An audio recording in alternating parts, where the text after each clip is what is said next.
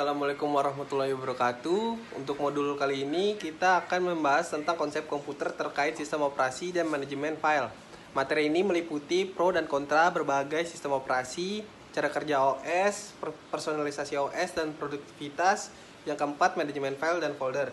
Perbedaan sistem operasi dan perangkat lunak sistem itu adalah sistem operasi perangkat lunak inti yang memungkinkan komputer berfungsi dan menjalankan perangkat keras.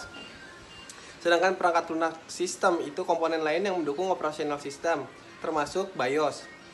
Untuk 3 OS klien utama itu ada Windows, dia milik Microsoft dan berlisensi, memerlukan pembelian. Itu ada versi terkininya ada Windows 11. Ada macOS, dia dikembangkan oleh Apple, hanya berjalan di perangkat Apple. Yang ketiga ada Linux Mint. Dia OS open source berbasis Unix, gratis dan dikembangkan oleh komunitas. Untuk fungsi utama sistem operasi itu ada satu, manajemen program, itu menjalankan dan menghentikan atau mengelola aplikasi dengan hak administratif. Yang kedua ada manajemen memori, dia mengalokasikan sumber daya untuk memaksimalkan kinerja. Yang ketiga ada manajemen file, dia membuat struktur file agar mudah lebih diakses. Yang keempat, keamanan dan pemantauan. Itu ada mengelola pembaruan dan untuk menutup celah keamanan. Yang ke poin berikutnya ada mengawasi pengguna sumber daya sistem. Yang kelima ada kontrol jaringan. Itu dia mengatur akses jaringan dan internet.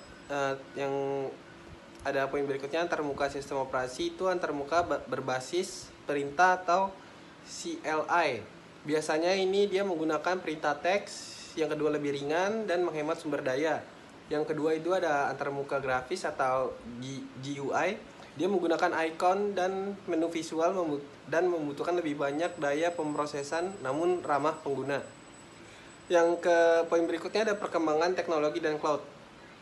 Ya, perangkat lunak sebagai layanan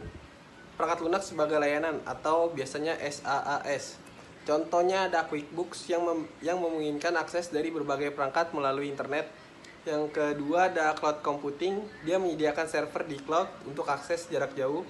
Contohnya ada Microsoft Azure atau Terabox untuk sekarang, atau ya itu aja. Yang poin berikutnya ada distribusi Linux populer. Biasanya itu ada Ubuntu. Ubuntu ini ramah buat penggunanya dan populer. Yang kedua ada Linux Mint, dia tuh alternatif ya buat yang nggak bisa ini Ubuntu, dia alternatif dan ringan.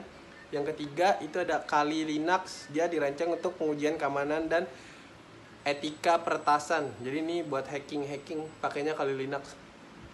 Untuk part 2 ini ada modul konsep komputer untuk sistem operasi file manajemen file 1.